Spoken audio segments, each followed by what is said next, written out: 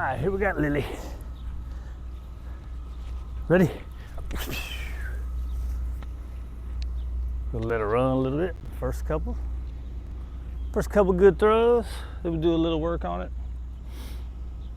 So I saw this crazy post yesterday by one of my rescue people.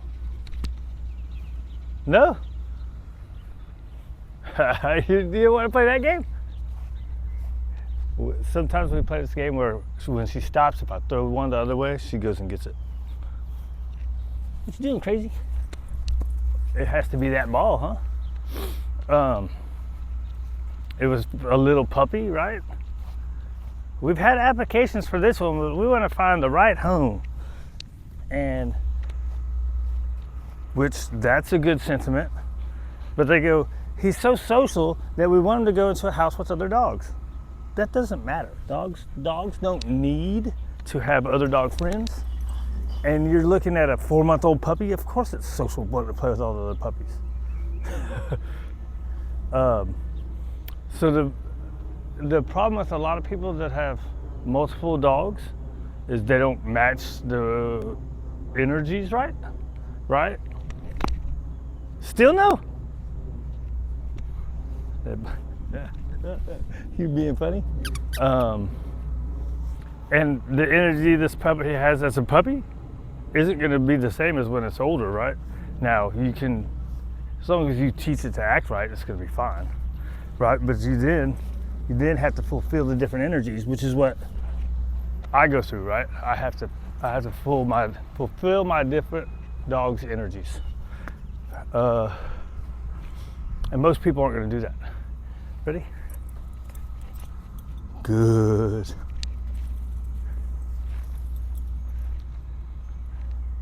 All right. It's just weird to me. If someone applied for the dog and it's a good person, just because they don't have other dogs, you're not going to adopt it out. What was the other point I was going to make? That's weird.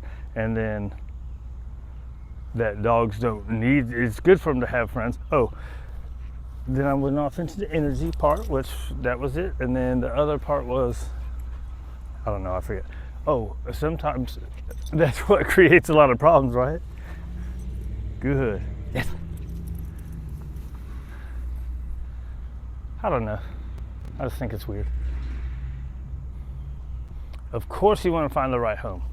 If they're good adopters.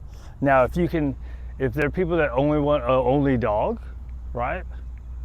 Then of course try to steer them to dogs that we think are, need to be an only dog. Now she does good with other dogs. She has to be she's kind of selective, right? So if people aren't going to be like, that's where I was going to go. Dog park dogs and daycare dogs, right? A lot of dogs that go to dog parks and daycares too much, that's where they have problems at home because they're overstimulated all the time. Come on. Good. Right? So now they've had so much fun with the dogs and then you haven't done enough with the personal relationship with the dog. And now you got this dog that's so excited about all the dogs they see. Now when you go walking, you have the excitement reactivity. Right? Oh my God, there's a dog. I gotta go be friends. Right? So daycare, dog park dogs, a lot of times have those problems. They're overstimulated and then they're tired when they get home, but say on the weekends, when they don't go to daycare, that helped you while you were at work. On the weekends, now you gotta really fulfill it, right? Because now they've built up that, I don't know, man. That's what people have said. I've seen people have said that you make them more athletic and you make them like a dopamine junkie, right? You make them want it more and want it more. And then I've seen other people say, look, the energy they need to expend is the energy they need to expend. You can't make them want more. So who's right? Who knows?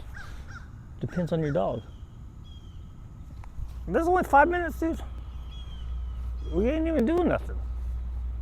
She kind of messed around with Tank inside while I was getting ready.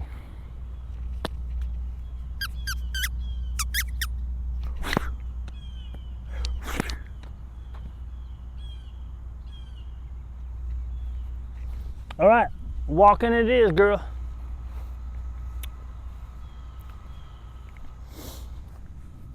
Right. Anyways.